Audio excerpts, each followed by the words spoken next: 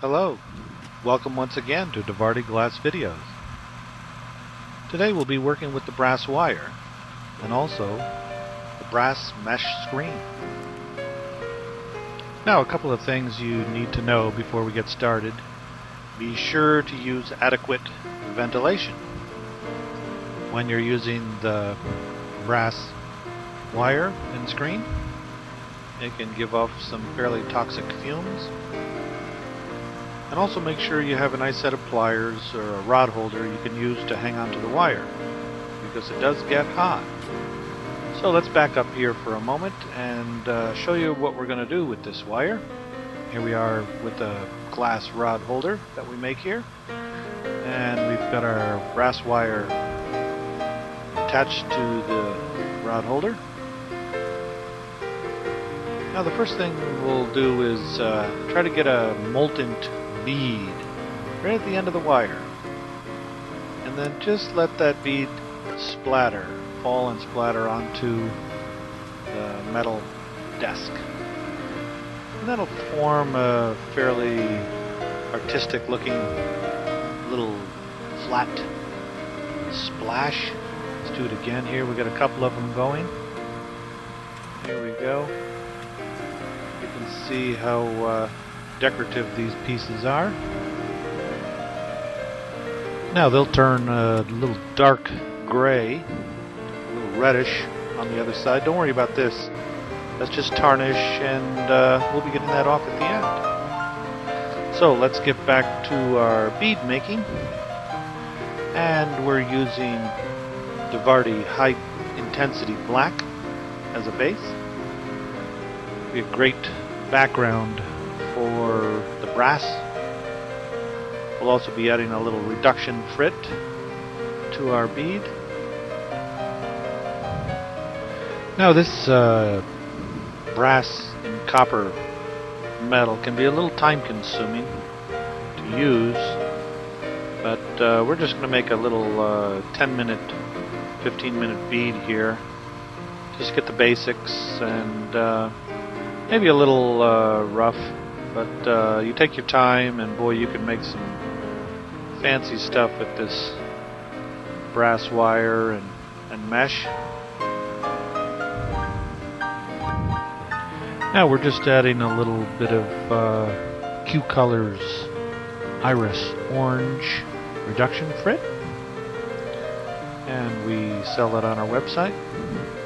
There's a shot of the tongs I like to use, and we do have those available now on our website. We're producing those along with a number of other shapes for various types of things you're doing with your bead. I'm just using them here to mash that frit into the bead. This helps protect it from overheating and losing its reduction properties. You can see once it gets mashed into the bead, the whole bead begins to turn red, and you can see the frit doesn't overheat. Now I'm just coating on the outside of that reduction frit with some various Devardi transparent colors. This adds a little more color to the reduction frit, and you can get some wild reactions between the two. So I like to put those over the top.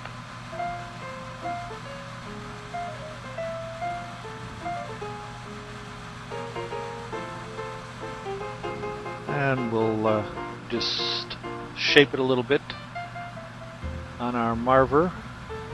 Now these torch mounted marvers are now available also on our website.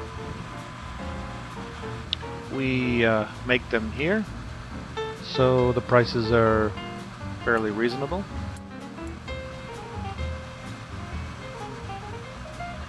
And there's another set of tongs we make too that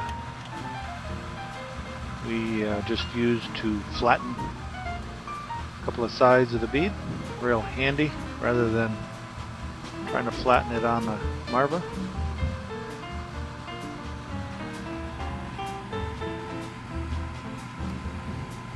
Now we're just going to attach this piece of brass splatter onto our bead for decoration. You want to make sure you attach it to molten glass and get that metal a little bit hot, not too hot. It's thin, so don't overheat it and melt it again, or it will just turn back into a ball. So we're just going to carefully attach that to our molten glass and just get it red hot and bend it around. Make sure it's attached to that glass real nicely. Just work it in, get the edges, make sure they're not sticking out.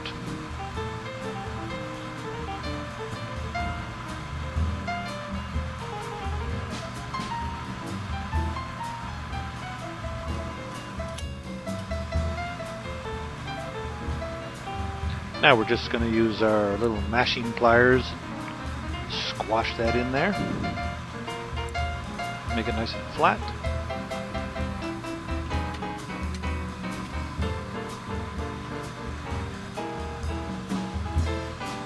And the next thing we're going to do is put a couple of little brass beads on the other side of our bead.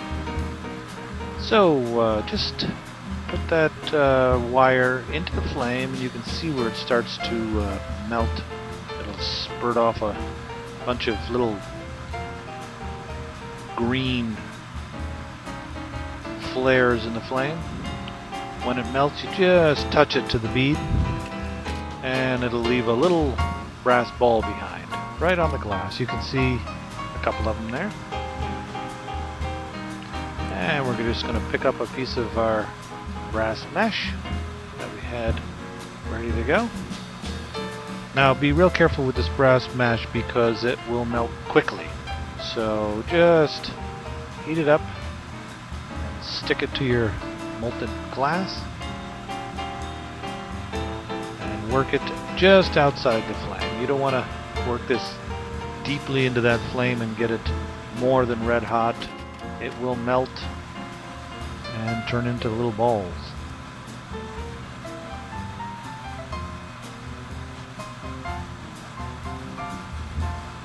Now just shape your bead. Remember now, this metal that is on the bead will melt at much higher temperature than the glass. So you can work that glass and shape it. Just don't overheat the metal so it won't melt. You want to keep its shape now at this point.